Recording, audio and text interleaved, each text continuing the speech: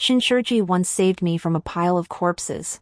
Before I was recognized and brought back to the palace, he taught me to read and practice martial arts, treating me with utmost tenderness. Until I killed the woman he had loved for years. To avenge her, Shen Shiji became my imperial consort. Through years of scheming, he isolated me from everyone, tormented me in every way, and then cast me back into that pile of corpses. Shen Shiji said his greatest regret was saving me all those years ago. So when I was reborn, I scrambled out of that pile of corpses myself. Later I heard the rain poured down that day. The aloof young Marquis Shen, disregarding the filth and mud, knelt half-bent in the pile of corpses, digging until his hands bled. All to find a little beggar. Main text, Shen Shiji still killed me. On Su Yan's Memorial Day. He used the dagger stained with Su Yan's blood, stabbing it inch by inch into my body. Then, as if that weren't cruel enough, he twisted it savagely through my flesh and bone. His eyes were crimson, his voice dripping with hatred. Why did you kill Su Yan? Shen Shiji had asked this question countless times. I had answered. I said I hadn't, but Shen Shiji didn't believe me. After all, everyone knew this princess plucked from the common folk had adored the young Marquis. Failing to force him to marry her, she turned her love to hatred and killed the woman he cherished. Now, Shen Shiji asked this question only to find an excuse to grip his dagger tighter. His hand trembled violently. So violently that even I noticed. Yet this man had never shown mercy when he severed my limbs and tortured me in every way imaginable. So I smiled at Shen Shiji again. Shen Shiji, what are you afraid of? Now, as Grand Tutor of the new dynasty, killing an unloved princess of the former court would be effortless.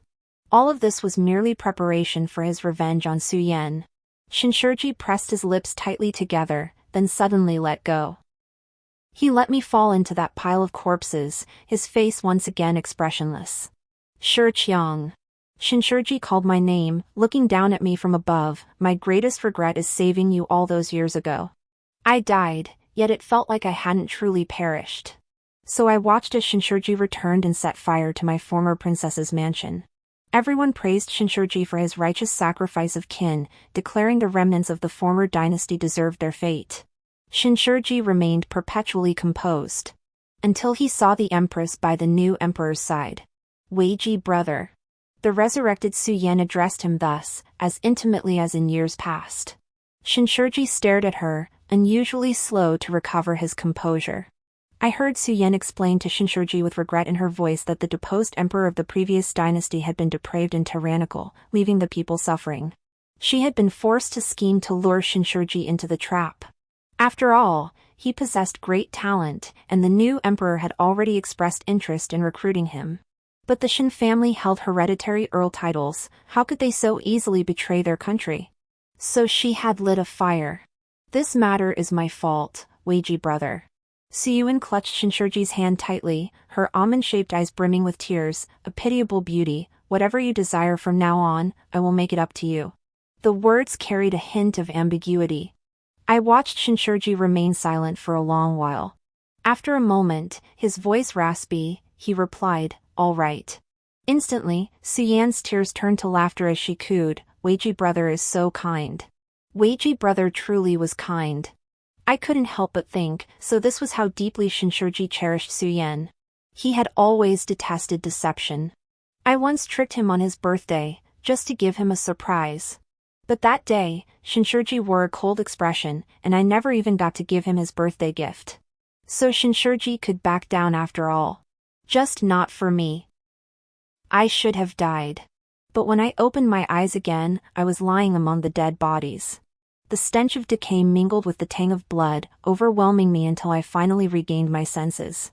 I had become the young beggar child 19 once more, not the future Princess Shiqiao. Shiqiao, my greatest regret is ever saving you. Shen Shiji's voice, still tinged with hatred, echoed in my ears. So I paused for a moment, then forced myself to crawl out of the pile of corpses, ignoring the pain throughout my body. Once I escaped on my own, I owed Shen Shiji nothing more. Truthfully, I dread pain. Yet it seemed I was perpetually in agony. With ceaseless warfare in the north and a great disaster upon us, bandits ran rampant. Before dying, the old servant who cared for me hid me within this pile of corpses. But who could have foreseen these bandits would be so cautious, intending to burn the bodies? In my previous life, I was discovered by the bandits while fleeing in panic. Shen Shiji saved me. He saved me, only to kill me in the end. And all I wanted was to live. So I gritted my teeth and crawled cautiously over the corpses. But my luck was truly terrible. I evaded the bandits, avoided Shen Shiji, only to run into Jiang Shoubai, Shen Shiji's sworn enemy, the most notorious troublemaker in the capital. Look who's hiding here, a filthy little cat. The youth in brocade robe sat high atop his horse, twirling his riding crop with a mocking smile. But the moment he saw Jiang Shoubai, a voice both familiar and strange suddenly rang out. She was a young lady after all. You must bury her properly and show her the respect she deserves. The young general removed his crimson cloak, covering my battered body. He erected a grave for me, giving me a place to rest. That was the scene after my death. Back then, for Shen Shiji, I had caused Jiang Shoubai no end of trouble. Yet in the end, only this man preserved my last shred of dignity. And so I felt, perhaps, that I had been granted a rare stroke of good fortune. Because the one I encountered was Jiang Shoubai. You've got the guts of a kitten, utterly useless. Seeing me staring blankly at him, Jiang Shoubai seemed to think I was frightened. He raised his riding crop to intimidate me. Yet a sack of silver lay at my feet. Take the money and go. Don't block this young master's path. The pain throughout my body nearly toppled me, so I decided to take a gamble. A corner of the crimson cloak hung down from the horse's back. I clutched that corner tightly. Jiang Shoubai instinctively lowered his whip. Save me. Please. My voice was hoarse, barely more than a whisper. I had only enough strength left to utter those words. But I desperately wanted to live. Before losing consciousness, I faintly heard Jiang Shoubai roar in fury. This was bought with 1,000 taels of silver. 1,000 taels? Then he'd been duped, the fabric wasn't worth that much. I couldn't help thinking this in my daze. Jiang Shoubai did end up taking me back. In his words, I'd soiled the clothes he'd spent 1,000 taels on. I owed him compensation. So I became a lowly maid at his side. But more importantly, Jiang Shoubai suspected a connection between me and Shen Shiji. I heard it rained heavily that day afterward. The aloof young Marquis Shen, disregarding the filth and mud, knelt half-bent among the corpses, digging until his hands bled. He personally shot down those bandits. All to find a little beggar. As Jiang Shoubai recounted this, he couldn't help but stroke his chin, sizing me up from head to toe. Then he asked bluntly, was he looking for you? Though phrased as a question, his tone held certainty. After all, I was the sole survivor among those corpses. But I wouldn't admit it. I merely offered a limp smile, feigning utter indifference. I don't know. Jiang Shoubai let out an exasperated tsk. But he didn't press further. I became Jiang Shoubai's bodyguard. Because I discovered bodyguard wages were higher than maidservants, and I needed to pay off debts. Jiang Shoubai didn't believe I could fight. In his words, you're as small as a kitten, easily blown away by the wind. At best, you can punch someone in the chest or kick them in the shins, you probably wouldn't even dare to kill a chicken. That was until I pinned Jiang Shoubai to the ground, a broadsword pressed against his throat, and told him with utmost seriousness, I really am good at fighting. You won't regret hiring me. That's when Jiang Shoubai lay on the ground questioning his entire existence. Truth is, after Shen Shiji took me in during my past life, they discovered I had a natural talent for martial arts. Shen Shiji once said I'd make a very useful blade. Had I not later been recognized and returned to the palace, I'd likely have been trained as a secret guard for the Marquis' estate. My mind isn't the sharpest. I struggled with reading, couldn't do needlework, but martial arts was the one thing I truly focused on and put effort into. Back then, I wanted to protect Shen Shiji. But Shen Shiji wanted me to protect someone else. Staring at the blade in my hand, I felt a moment of daze. Yet I couldn't help but think optimistically, things are actually pretty good now. At least I can choose who I want to protect. Jiang Shoubai got up, muttering curses under his breath. He couldn't beat me, so he resorted to using his status to intimidate me. Where did all the food I fed you go? After all this time, you're still skinny as a cat. Anyone would think I mistreat you." Before he finished, Jiang Shoubai narrowed his eyes and leaped up. Then he exclaimed with feigned horror, "Admit it. You wanted people to think I abused you, didn't you? Well, you look like a wooden-headed little girl, but inside you're full of mischief and tricks." I blinked, taking a while to follow Jiang Shoubai's train of thought. So I explained earnestly to Jiang Shoubai, "No, it's because I just can't gain weight." I found myself explaining this often, yet no one ever believed me. But I still wanted to say it. What if? Jiang Shoubai froze. He was the type who always spoke without thinking. He probably hadn't expected anyone to actually defend him against such a blatantly offhand remark. Jiang Shoubai paused, his expression complex. "You believed me?" I nodded, then shook my head. Perhaps because of the debt from my previous life, I instinctively didn't want Jiang Shoubai to misunderstand me. So Jiang Shoubai watched me, scratched his head, sighed deeply, and looked troubled. "Oh man, how did I end up picking up a fool?" I corrected him, "I just don't like lying." Jiang Shoubai gave a half-hearted nod, acknowledging my words. But from that day onward, my food carried a faint, bitter medicinal taste. I knew nothing of pharmacology. Yet during my time in the palace last life, I'd heard tales of noble families drugging their guards to control them. It seemed Jiang Shoubai didn't trust me either. Truthfully, I wasn't deeply saddened. Well, maybe just a little disappointed. But I dared not let myself feel too much.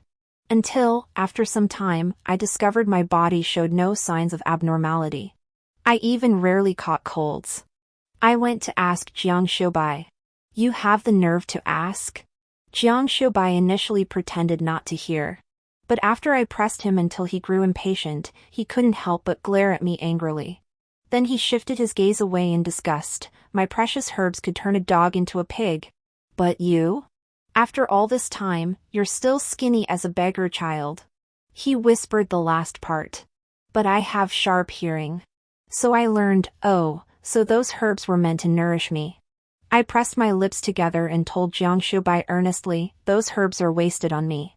I only wanted to find a way to repay Jiang Shoubai's kindness, but it seemed like I was only accumulating more debt. I didn't want to return to that palace that devoured people. But I also had no money to repay these medicinal herbs. Jiang Shoubai didn't like hearing this. So he glared at me, "What do you mean, a waste? When I first found you, you were sick every other day. Now you can take on 4 of my guards single-handedly. That proves this young master knows how to take care of people. Go tell my parents how capable I am." I remained silent, calculating in my mind how I could possibly repay this debt. Jiang Shoubai probably guessed my thoughts. He let out a tisk sound. "You wouldn't be thinking I'm a sucker, would you?" I glanced up at Jiang Shoubai and nodded. This young master of the Jiang family was famously gullible throughout all of Yongzhou. Take that cloak he bought for 1,000 taels, it was actually made by some obscure embroiderer too poor to pay her doctor's fees.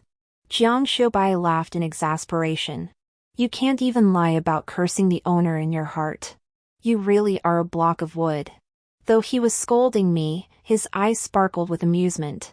Until I added, "My life isn't worth much. That silver could buy many others like me." After Shen Shiji brought me back in my previous life, he had also sought out a doctor to examine my health. So I knew he'd spend a great deal. I wanted to live, but I couldn't owe too much. When debts exceeded what I could repay, survival itself became a luxury. Especially since Shen Shiji's kindness always came with a price tag.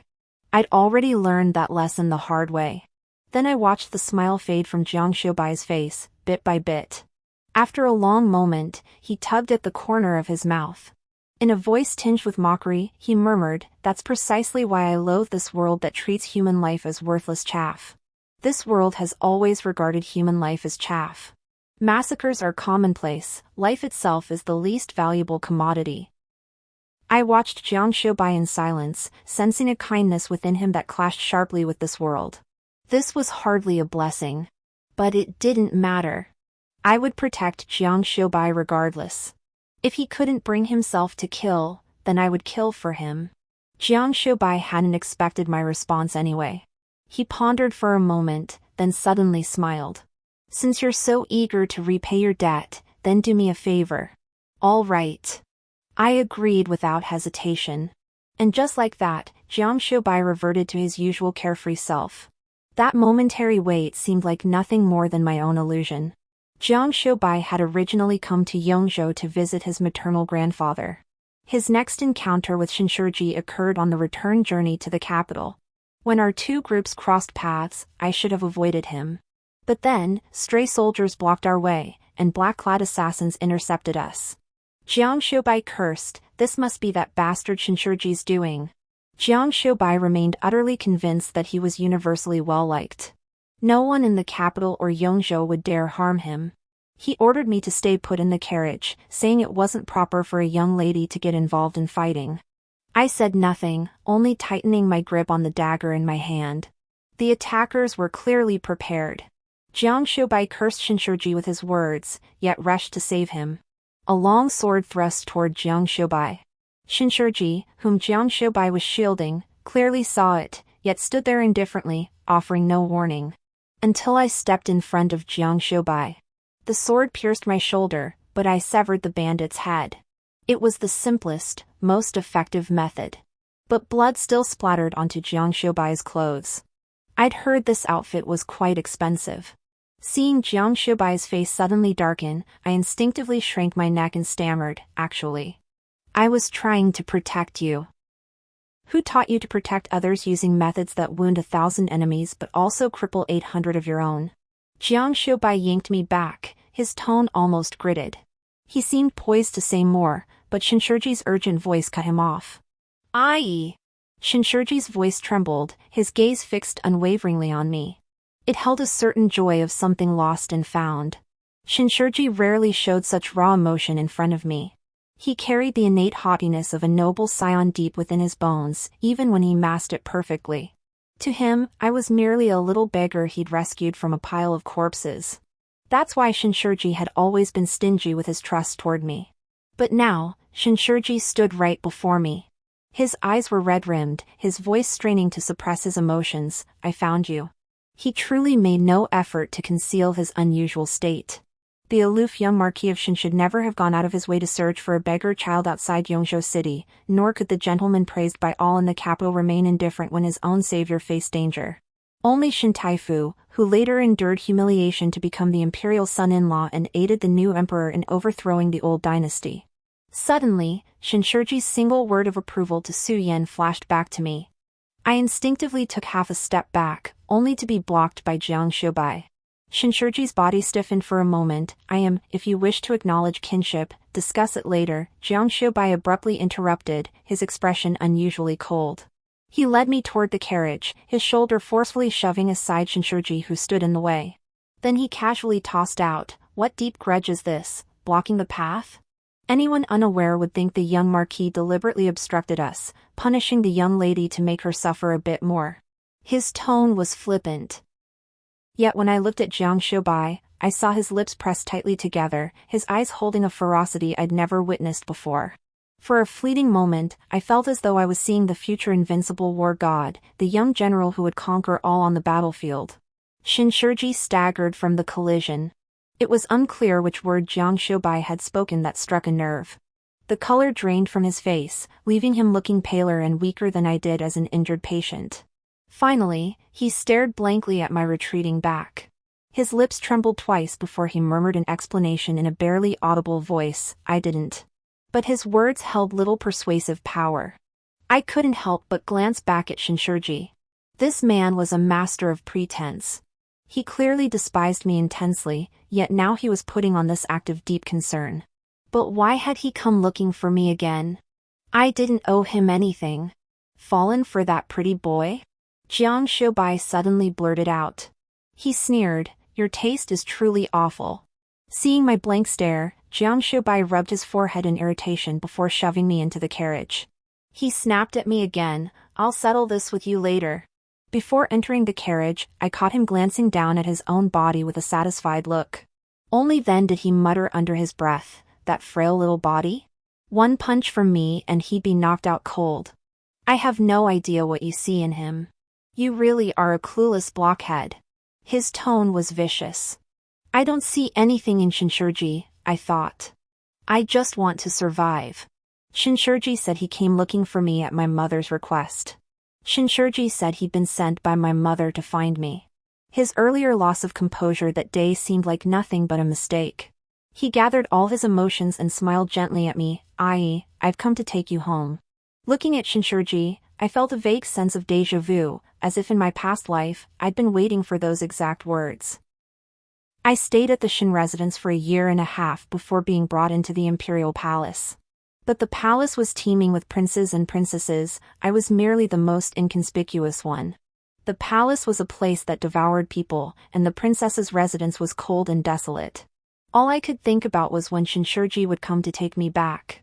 Yet I waited for a very, very long time only to see Shen Shiji burst into my princess's residence with a sword in hand, his eyes bulging as he demanded, "Why did you kill a Yuan?" That day, I nearly died by the blade of someone who couldn't fight. I had no home. And no one would come to take me home. Jiang Xiubai said nothing. To be precise, since the day I was injured, Jiang Xiubai hadn't spoken a single word to me. Yet now, his silence suddenly filled me with dread. So I instinctively grabbed Jiang Xiubai's sleeve. Just like that first day, when I'd grabbed the corner of his cloak and clutched it tightly. I asked him blankly, "You don't want me anymore?" The words felt wrong the moment they left my mouth. So I licked my dry lips and hurriedly added, "I still owe you the silver, and those medicinal herbs. And that thing you asked me to do earlier, I haven't finished it yet." My voice trailed off as I suddenly realized something. Though I claimed to want to repay Jiang Xiubai, it seemed I'd only ever been a burden to him. Jiang Xiubai stared at me blankly. After a long moment, he turned his head away, muttered a low curse, then couldn't help but raise his arm to shield his eyes. "You're such a stubborn block of wood, you'll be the death of me." His voice was barely audible, but I heard it clearly. I watched the tips of his ears, hidden beneath his dark hair, gradually flush crimson. Finally, he cleared his throat nonchalantly, "She refuses to go with you." A hint of pride flickered in his expression. I'd expected Shen Shiji to put up a fight. Instead, he just stared fixedly at my hand clutching Jiang Xiubai's sleeve, the light in his eyes slowly fading. Finally, he croaked, "Fine." This wasn't Shen Shiji's style at all. Instinctively, I'd assumed he wouldn't let it go. After all, he needed a reward. A reward for reclaiming the imperial bloodline. The Marquis of Shen was notorious for favoring his concubines over his wife. Though Shen Shiji was the young marquis, countless eyes within the marquisate, openly and covertly, watched his position. In my past life, Shen Shiji had used this reward to secure his standing and nearly won the hand of his beloved. Now, given another chance, he would only act with greater skill. So I grew wary. Shen Shiji saw the wariness in my eyes. His body, as if unable to stand steady, swayed slightly, his face turning a terrifying pallor. Finally, his usually proud and straight back was nearly bent double. He coughed heavily, yet forced a gentle smile toward me, "As long as you're happy, you." Yet his eyes were red, as if tears would spill at any moment. Shen Shiji had fallen ill. Jiang Xiubai had no desire to travel with him, but Shen Shiji insisted on keeping pace, even while sick, urging his horse onward. In the end, it was his attendant who came to plead with Jiang Xiubai. Jiang Xiubai knew it was for my sake, so he sent word to ask my opinion. This man was still angry with me, even his words had to be relayed by others. I thought for a moment, then approached him during a rest break. My first words were as sincere, "I was wrong." "Humph," Jiang Xiubai gave a hollow laugh, "How rare. Finally realizing the transgression you committed around noon 4 days ago?" It dawned on me belatedly that he meant when I got hurt. So I touched my shoulder, which still throbbed faintly, and murmured a quiet "What's your answer?" I shouldn't have let myself get hurt. Then Jiang Xiubai let out a heavy sigh. "Forget it," he muttered to himself. "Why bother getting angry with a block of wood?" Jiang Xiubai stretched lazily. Leaning casually against the tree, he tilted his head and smiled at me. "But," he added, "this young master always has a way to make this block of wood bloom." "Wood doesn't bloom." I wanted to argue. But in that moment, I still believed Jiang Xiubai. So I asked him, "Are you this kind to everyone?" During the time I'd spent with Jiang Xiubai, I'd noticed how different he was from the people of the capital. He seemed to get along with absolutely anyone. Scholars, farmers, merchants, laborers, even beggars on the street could exchange a word or two with him. Jiang Xiubai froze at my question. He appeared to ponder for a moment before his expression softened. Naturally. Why else would I have friends across the 4 seas? You reap what you sow.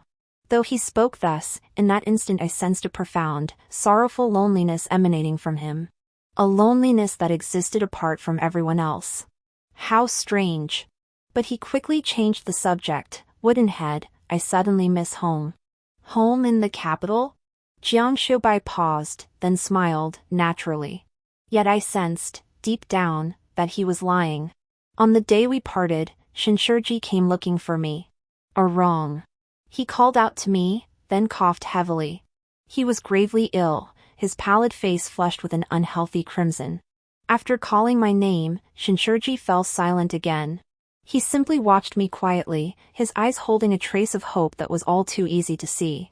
Shen Shiji's body had been ravaged by the sordid affairs within the home mansion.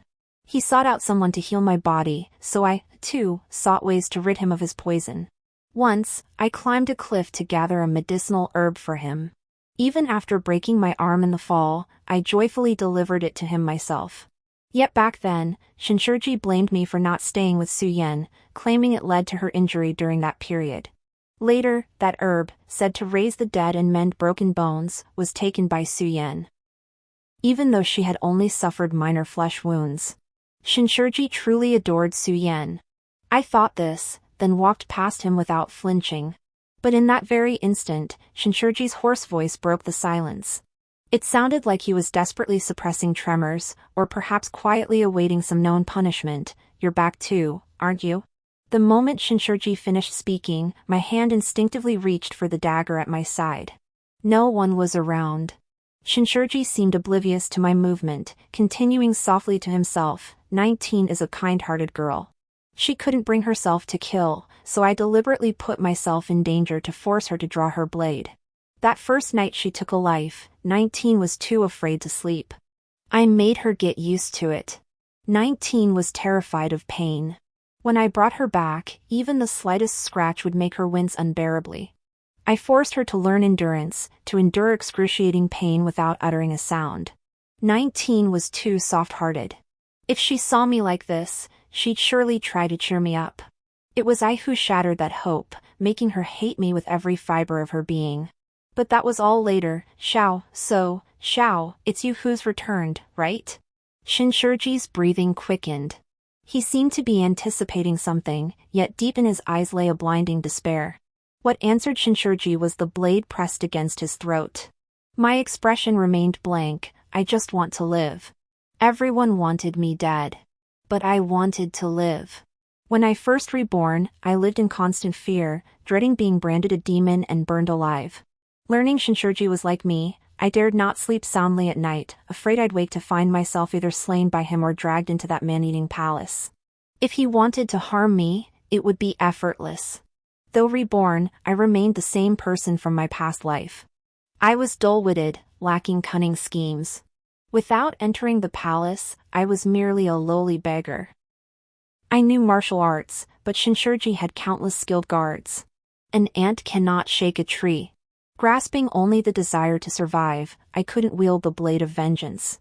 The sharp blade sliced through Shen Shiji's skin, the crimson blood glaring in my eyes. Coming to my senses, I instinctively tried to pull the knife back. But Shen Shiji seized the blade, then slowly drove it deeper into his left shoulder. His already pallid face turned ghostly white. Was it because he found you first? Shen Shiji was clearly smiling, yet his expression seemed on the verge of tears. He fought to steady the tremor in his voice, but I went looking for you that day too. I wanted to bring Aoyang home, I promised her I would. But I couldn't find her. I searched for so long, I even killed those people, yet none of them knew where my Aoyang was.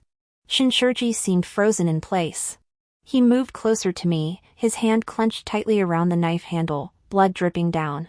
I released my grip on the blade expressionlessly and took a few steps back to avoid his outstretched hand. Shen Shiji froze stiffly. After a long moment, he murmured to me, his voice tinged with hurt yet more with bewilderment, why didn't you wait for me? The question felt strangely off. So I looked at Shen Shiji. You told me yourself that your greatest regret was saving me back then. That's why I fought with all my strength to crawl out of that pile of corpses on my own. Shen Shiji, I don't owe you anything anymore. Shen Shiji opened his mouth, finally squeezing out the words I'm sorry with great difficulty. I shook my head. You really don't need to put on this act in front of me. I wasn't truly dead back then. I saw Su Yan. I heard what she said to you. She deceived you, but you forgave her. Shen Shiji probably hadn't expected me to have experienced that. His breathing grew heavier, yet a light began to flicker in his eyes. Almost desperate, he pressed, then what happened? Did you see what came after? Why would there be an after? I interrupted, bewildered. Wasn't this enough? You burned my princess's mansion, became the celebrated Grand Tutor Shen, Su Yan became empress and compensated you in every way. That's what I saw. And so, that light dimmed bit by bit, until it was almost extinguished. So this is my punishment? How cruel, how cruel. Shen Shiji's voice choked, on the verge of tears. Someone called my name from afar. I glanced at Shen Shiji, who could barely stand. After a moment, I added, truthfully, I intended to kill you. But I fear death more. I didn't know if Shen Shiji heard me. For he only bowed his head, stabbing the blade into his own left shoulder in self-torture, then looked up at me and smiled. Yao is wounded too. This way, we are more evenly matched. He seemed to murmur, my heart delights in you. But I felt Shen Shiji had gone mad.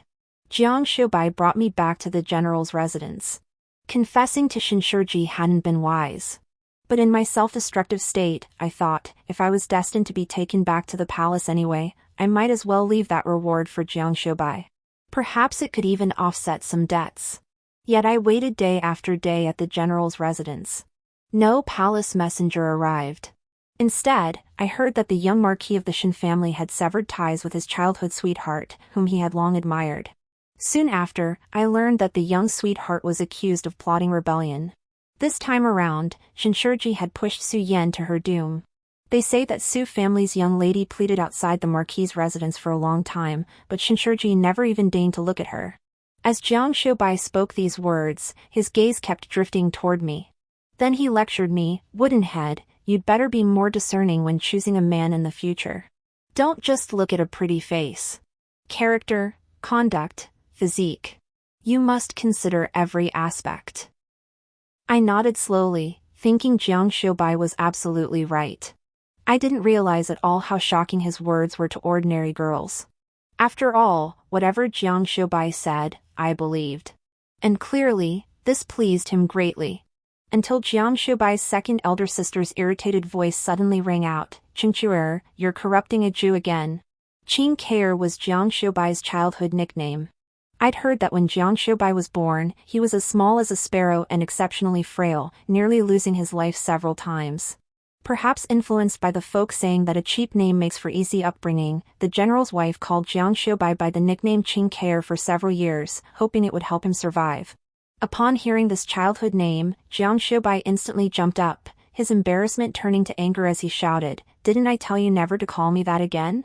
Jiang Xiubai felt the name sounded like a girl's, completely mismatched with his handsome, imposing appearance. Second sister Jiang gave a cold laugh, twisted Jiang Xiubai's ear, then turned to me and said, "He's always talking nonsense. Just listen, don't pick up his bad habits." I glanced at Jiang Xiubai, who was grimacing but clearly amused beneath it, and nodded. But when Jiang Erji wasn't looking, I silently mouthed to Jiang Xiubai, "I know." Jiang Erji then ruffled my hair and praised, "Ah, Jiu is such a good girl." Jiang Xiubai was delighted beyond measure. The people at the general's residence treated me exceptionally well. I suspected it was because of something Jiang Xiubai had said or done. But Jiang Xiubai said no. He countered, "Why can't it simply be because you're wonderful?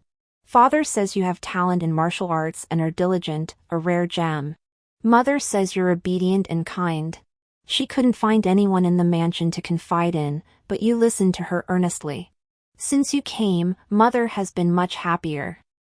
Second sister also said that if she had a daughter, she'd want her to be just like you, so, blockhead, why can't it be because you deserve it?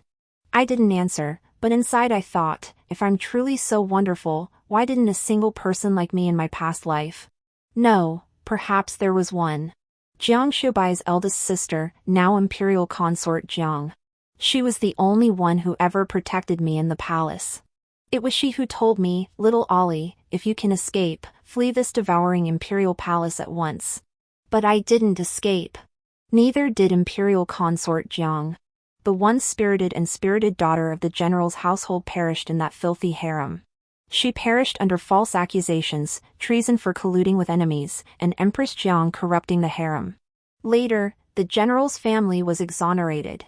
The emperor shed a few tears, bestowed various honors and titles, and the matter was swept under the rug. At this thought, my body froze instantly. Memories from my past life, things I'd somehow forgotten, surfaced once more, plunging me into an icy dungeon.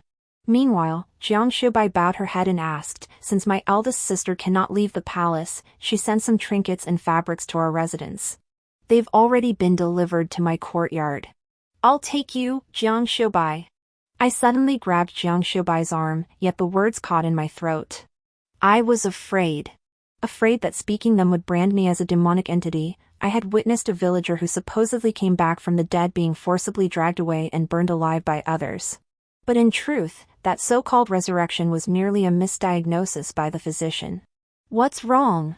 Jiang Shubai turned his head to look at me, his gaze as serene as ever.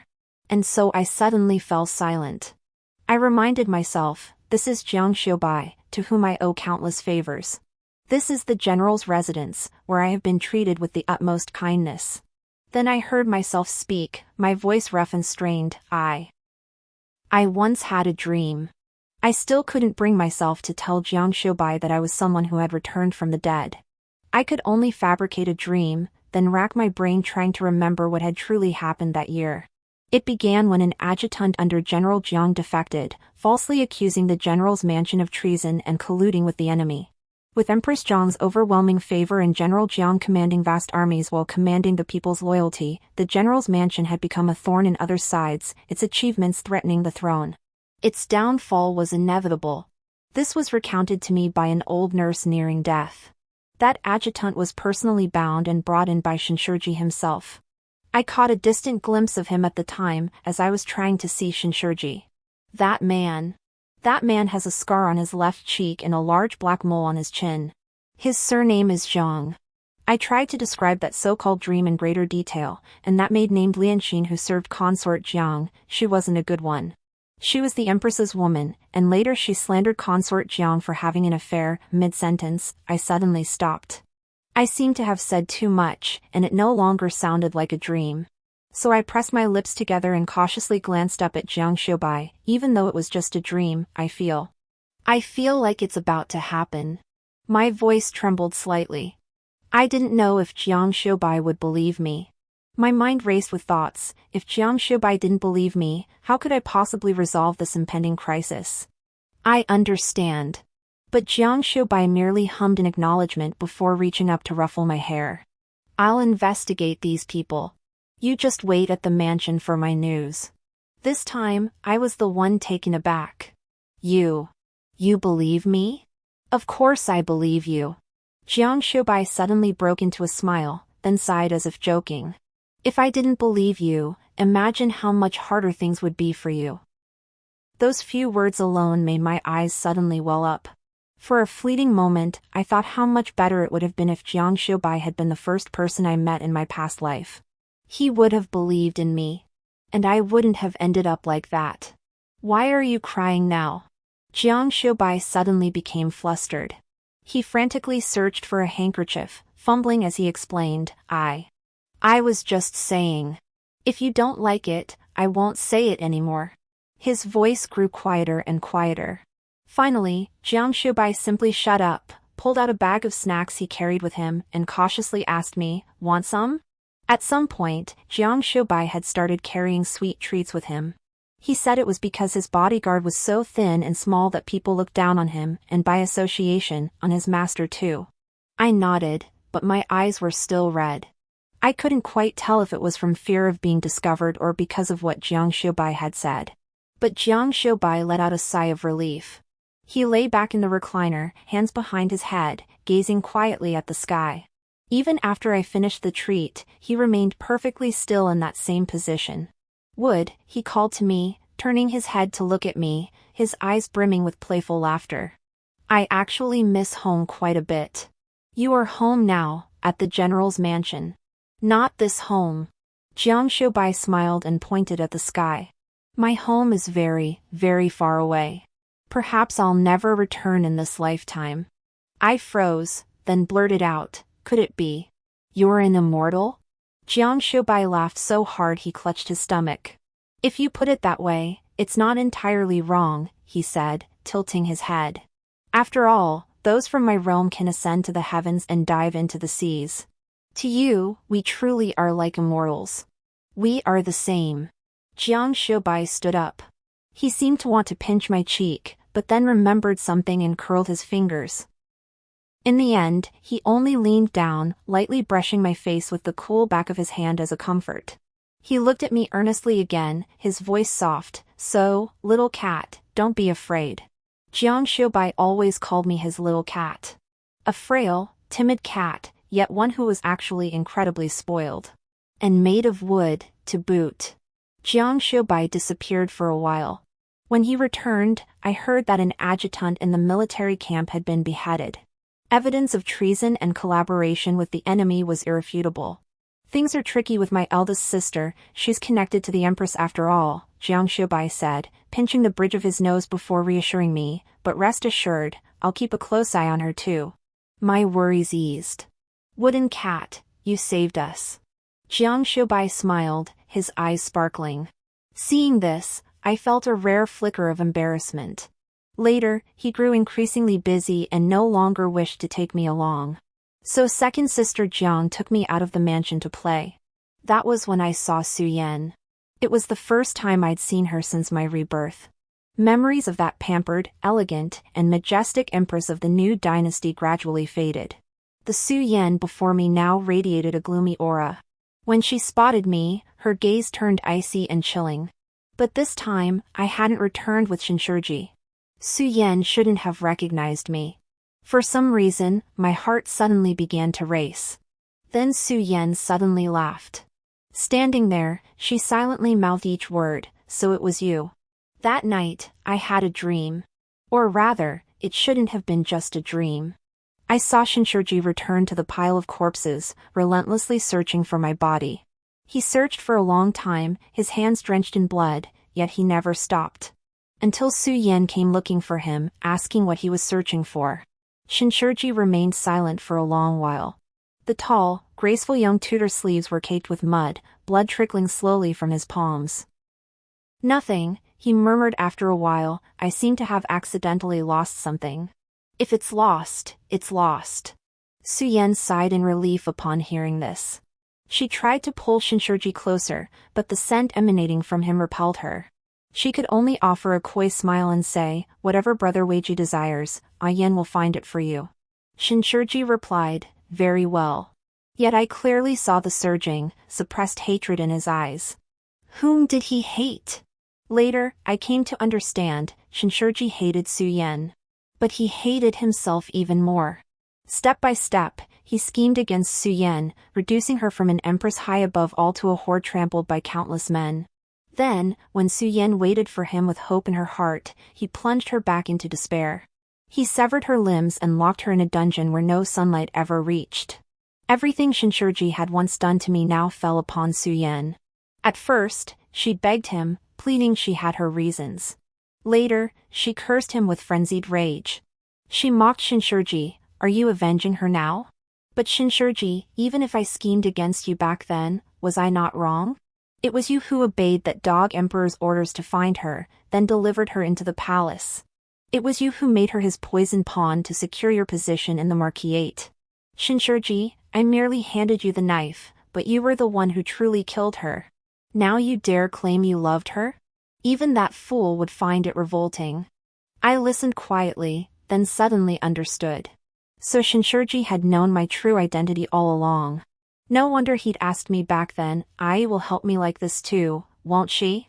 Shen Shiji remained silent. Only when he heard the word disgusting did his face suddenly turn pale. I wouldn't be disgusting, he murmured, though it was unclear who he was addressing. She knew nothing, and I won't let her find out, but she's already dead. Su Yan screamed. You killed her with your own hands. You even made sure her body was destroyed beyond recognition. Yes. Shen Shiji suddenly laughed. He lowered his head, his voice barely a whisper, therefore, I won't spare myself either. Shen Shiji had gone mad. I suddenly recalled the words Shen Shiji had been cut off from speaking that day, realizing belatedly. Oh, so he wanted me to see this. Jiang Xiubai had returned. It had only been a short time since we last met, yet it felt like an eternity had passed. I had followed him all along, until Jiang Xiubai teased, You haven't fallen for me, have you? I didn't respond, only watching Jiang Xiubai quietly. I watched as the smile slowly faded from his face, a sudden flush spreading across his suntanned skin. He scratched his hair and stammered, You really like me? Before I could answer, he started talking to himself again. Actually, it's only natural you'd like me. After all, I'm handsome, have a great personality, and trustworthy character, even a block of wood could fall for me. By the end of his speech, Jiang Xiubai's tone carried a hint of smug satisfaction. If only his face hadn't grown even redder. But I didn't know what liking someone meant. So I asked Jiang Xiubai, what exactly counts as liking someone? Shen Shiji said he was fond of me. Once after I died. Once after I was reborn. But he killed me. His fondness only made me feel worse. Jiang Xiubai sensed something was off and immediately grew wary. Did someone say that to you? I didn't want to lie to Jiang Xiubai, so I simply nodded. Which little brat tried to steal my girl while I was away? Jiang Xiubai rolled up his sleeves in anger, muttering curses. If I catch him, I'll hang him on the city wall for 3 or 4 days. His comical expression instantly dispelled all the gloom brought by that dream. I couldn't help but curve my lips.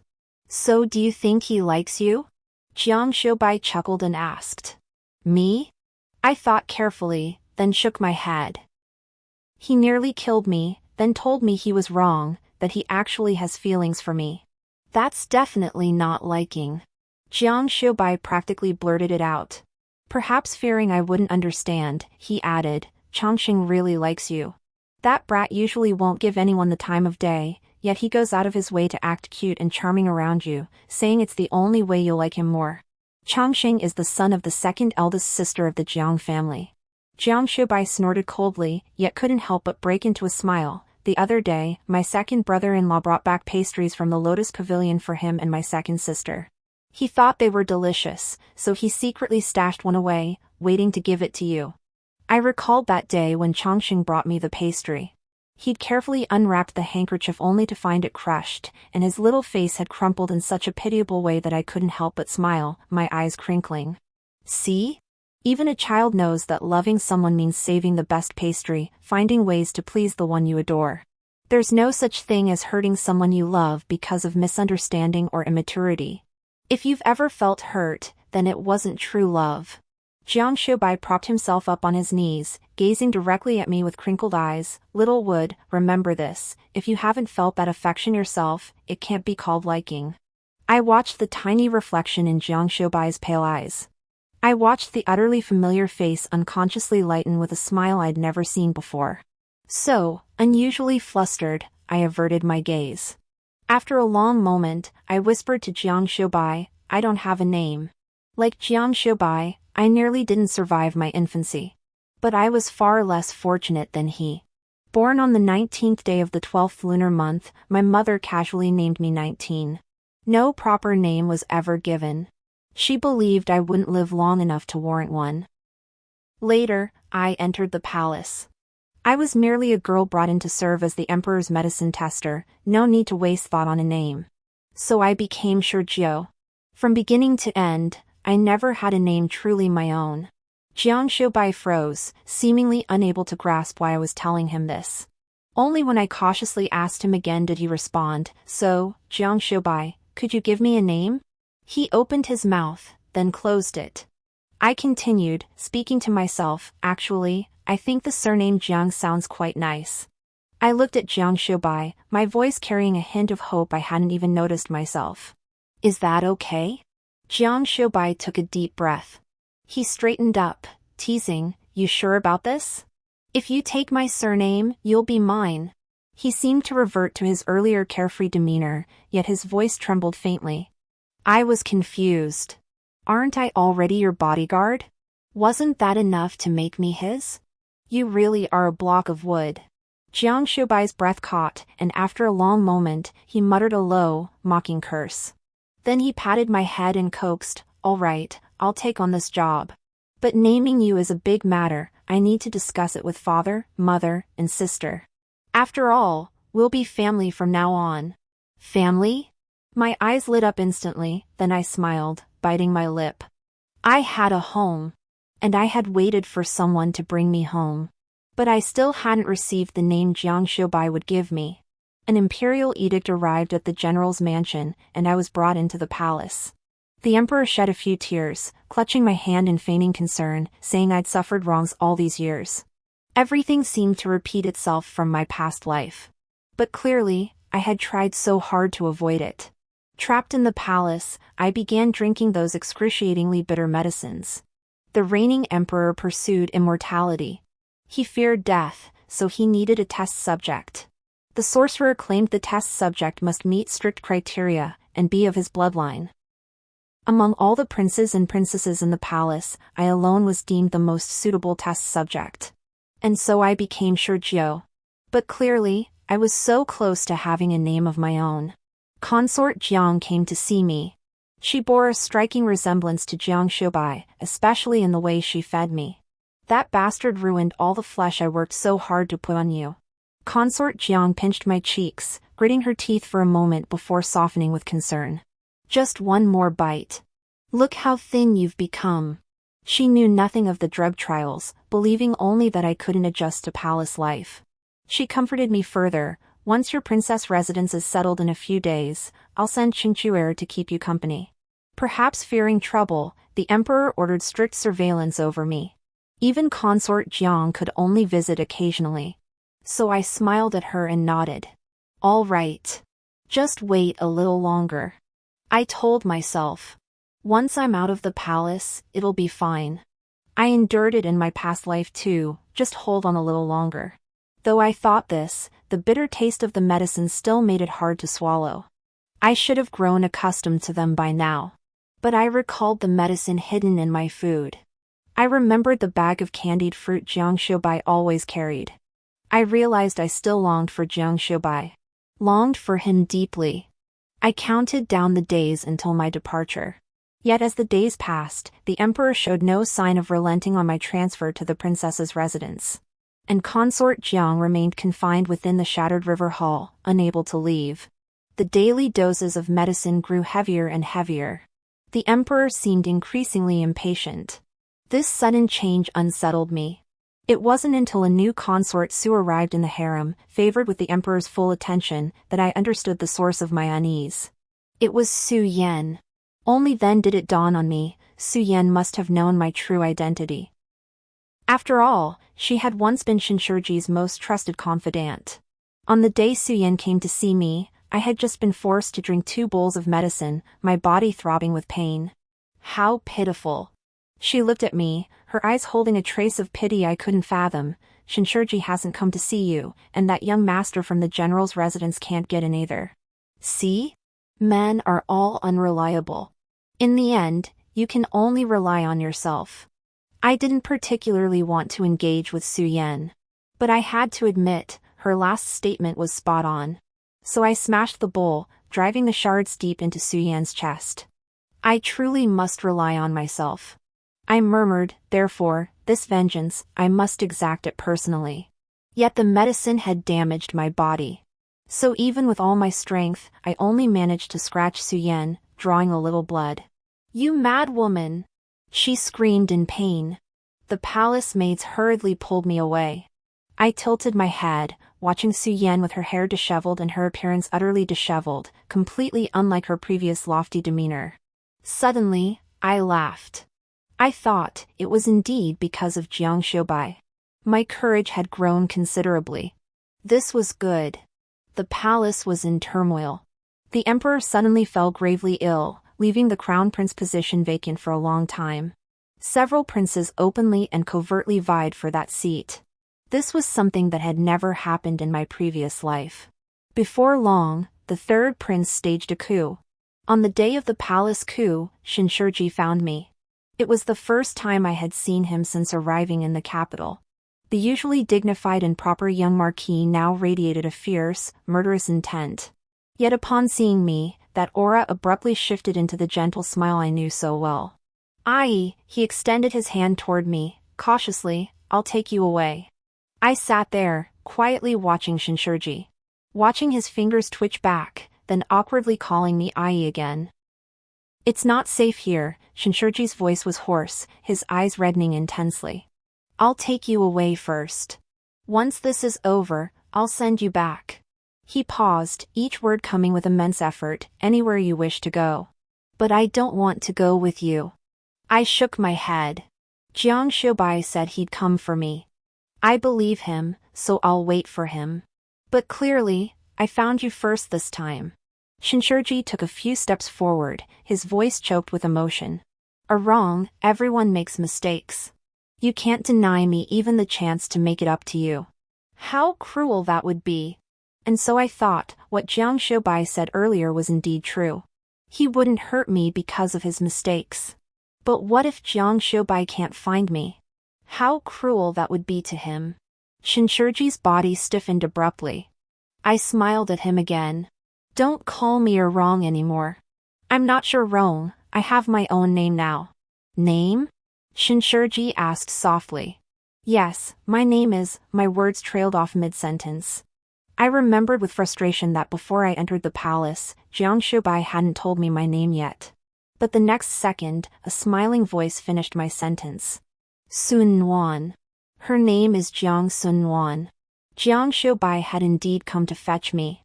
I merely went to fetch the antidote, yet you beat me to it. Jiang Shoubai arched an eyebrow, tilting his chin toward me. What are you standing there for? Come over quickly. So I practically skipped toward him, only to be pulled back by Shen Shiji. I instinctively tried to pull my hand free, but Shen Shiji held it tight. Ah Qing. He stubbornly used that name, his eyes fixed on me without blinking. Are you abandoning me too? His plea was filled with sorrow. He too bore wounds, deep enough to reach the bone. I felt I should hate Shen Shiji. Yet in this moment, he seemed utterly pitiable. After a moment's thought, I said, I heard you say you cherish me. Shen Shiji stiffened, his grip on my hand loosening slightly. I continued, but someone else told me that if I myself can't feel that affection, then it means you don't truly care for me. You saved me, even if it was for your own reasons. But you kept me alive and taught me martial arts. At least during that time, I was truly happy. But Shen Shiji, I still want to kill you. But you can't kill him. After all, he's now the second prince's right-hand man. The third prince staged a coup, and the second prince saved the throne. A grand spectacle. Jiang Shoubai walked over with a smile, gripping Shen Shiji's hand hard to force him to let go. I heard the sound of bones snapping. Shen Shiji grunted, his arm finally dropping limp. I sighed regretfully, then I suppose it's best not to. I'm dying soon. Shen Shiji had regained his composure by now. He gazed deeply at me, then suddenly smiled, it won't dirty your hands. And so I felt a bit lost again. Why was he dying again? He took an arrow meant for the second prince. The tip was poisoned, no antidote exists. Jiang Shoubai squeezed my hand, then lowered his gaze. Though I dread saying it, I must tell you, he traded his life to beg the second prince for your lifelong peace and happiness. I thought you wouldn't say. Shen Shiji tugged at the corner of his mouth. Jiang Shoubai sneered coldly, his eyes flashing with defiance. I'm not like you. This time, Shen Shiji fell silent. But I won't thank you. I turned to look at Shen Shiji and whispered, though you saved me, you also killed me. I fear pain, yet you've kept inflicting it upon me. That's fine, Shen Shiji coughed violently, his sleeve stained with splattered blood. He stared blankly at me and smiled. That's perfectly fine. I averted my gaze, tugged at Jiang Shoubai's sleeve, and started to walk out. I asked him again, what was that antidote you mentioned earlier? You stubborn blockhead. Jiang Shoubai gave my head a light, exasperated pat before handing me a porcelain vial. You've been a test subject for so long, who knows how many poisons you've ingested? Of course you need an antidote. Here, take it. I murmured, oh. Contrary to my expectations, it wasn't bitter. The antidote was sweet, just like a sugar pill. It was the sweetest thing I'd tasted in ages, and greedily, I asked for more. Is there any more? I turned to Jiang Shoubai, but all I saw was a sea of red. Staring blankly down, I noticed the porcelain bottle was stained with dark crimson blood. The blood blended with the bottle's color, and I hadn't noticed it at first. Why so greedy? Has our wooden cat turned into a little glutton? Jiang Shoubai was still smiling, but blood kept trickling from his nose and mouth. I froze in place, a chill suddenly gripping my heart. Jiang Shoubai. My voice trembled as my vision blurred. I asked him, why are you bleeding? Jiang Shoubai said it was due to the hot, dry weather causing internal heat. He roughly wiped the blood from his face and reassured me, it's fine. I'll just eat something cooling and detoxifying when I get back. But the sorcerer didn't have an antidote. Shen Shiji emerged from the hall. He glanced at Jiang Shoubai, then lowered his gaze. He merely tested it bit by bit on himself, then reformulated the antidote for you. If you don't speak up, no one will mistake you for mute. Jiang Shoubai rolled his eyes, then softened his tone as he looked down at me. Stop crying. I'm not dying. Besides, I've made an antidote once, I can make it again. He reached to wipe my tears, but seeing his own blood-stained hand, he reluctantly withdrew it. Finally, flustered, he coaxed me, stop crying. You're breaking my heart.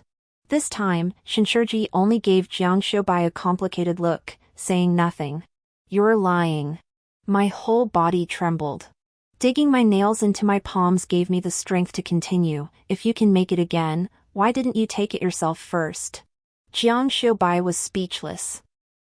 After a long moment, he sighed as if resigned, then smiled. You're usually so dull-witted, yet now your mind's suddenly sharp as a tack? Enough. I tried to speak, but he cut me off. Jiang Shoubai took my hand and led me forward. I'll see you out first. Don't worry. A scourge like me lives on for 1,000 years, I'm not dying anytime soon. Besides, after living this long, I'm thoroughly sick of it. He murmured that last sentence softly. But Jiang Shoubai had deceived me. He'd been struck by an arrow. To hasten the antidote for me, he'd even increased the dosage. Now the arrow wound and poison were taking their toll. As we neared the palace gates, a large contingent of guards surged forward. Their numbers far outstripped those Jiang Shoubai had brought. They were the third prince's men. Whoever had betrayed us was unknown, but it no longer mattered. They surrounded us completely, awaiting only a single command. Though it pains me, I may have to break my promise, Jiang Shoubai gasped softly, yet his face still held a smile. But at least we're almost there. You only need to take that final step alone. I couldn't speak, only wiping the blood from his body over and over. Enough. Jiang Shoubai seized my hand, amused. My pretty girl is getting all dirty. Speaking had become an immense struggle for him now. Jiang Shoubai nudged me toward the exit, coaxing, go ahead. I'll come find you later. But this time, I didn't believe Jiang Shoubai's words. He seemed to sense my doubt, sighing heavily. Fine. I suppose I'll never get back the kindness I showed you. At least those 1,000 taels of silver were well spent. Even now, he still found room for jokes. They say souls return to their homeland. I can go home now. Aren't you happy for me? I knew exactly what home meant to Jiang Shoubai. So I said nothing and tried to pull him up again. Just talk to me for a bit. Jiang Shoubai grabbed my arm, his eyes pleading, tinged with a hint of petulance. It's been so long since I've seen you. While no one's around, let's have a proper talk. Despite the crowd surrounding us, he insisted on saying no one was there. My nose stung, my voice choked with emotion. What do you want to hear? Jiang Shoubai's eyes lit up, his expression brightening. Anything at all. Like, have you been bullied?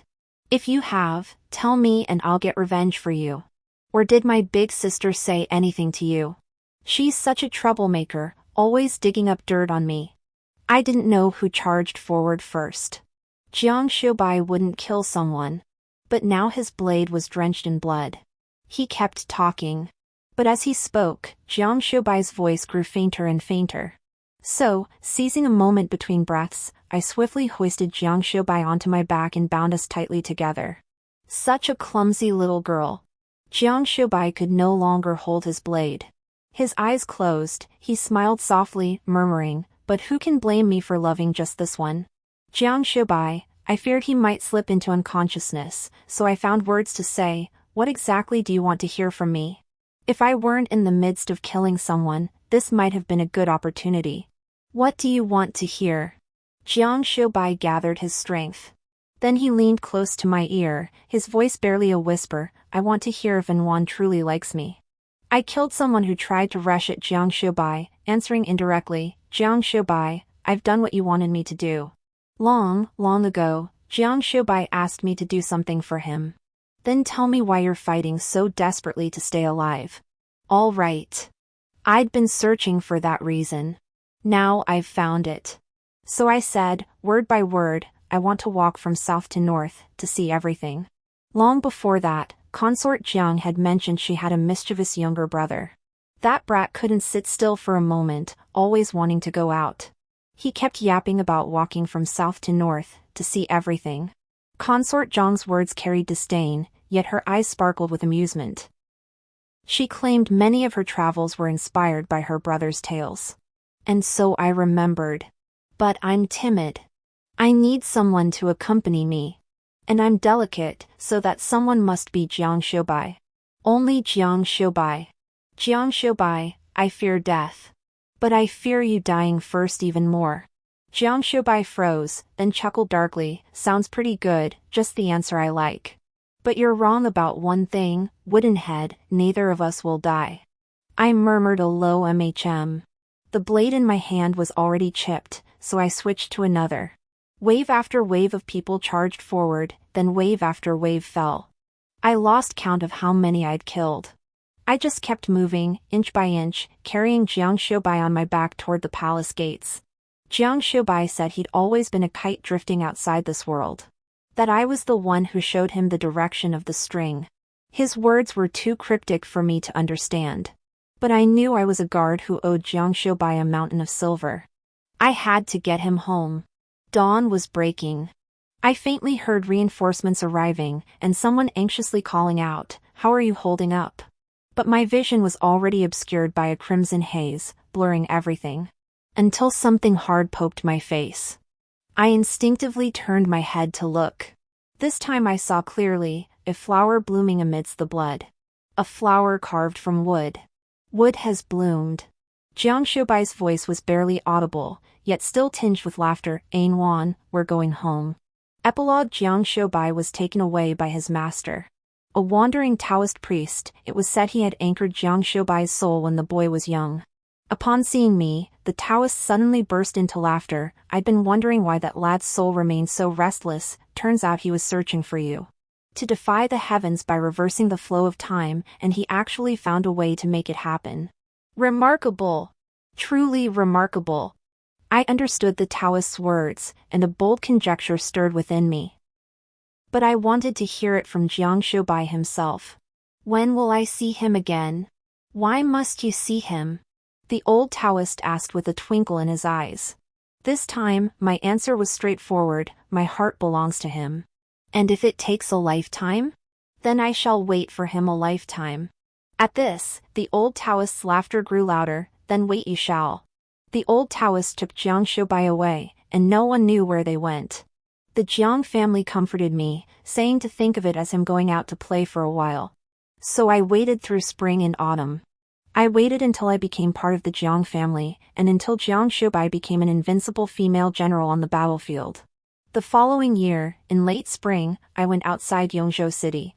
What had once been a field of corpses was now acres of fertile farmland. Sitting there, Chin resting on my hand, I watched quietly until a child playing nearby splashed mud all over me. The family apologized to me, trembling with fear. I waved my hand dismissively, signaling it was nothing, but after they left, I couldn't help but frown. This was the outfit Jiang Shoubai had personally chosen for me earlier, saying it matched him perfectly when I wore it. Seems I should head back sooner than planned. I sighed, but froze abruptly as I turned. A familiar voice rang out, tinged with amusement. Where'd this filthy little kitten come from? Looks rather pitiful, doesn't it? Blocking people's path isn't very nice. Why not come home with this young master instead? The story ends here. Thank you all for your company. See you in the next chapter.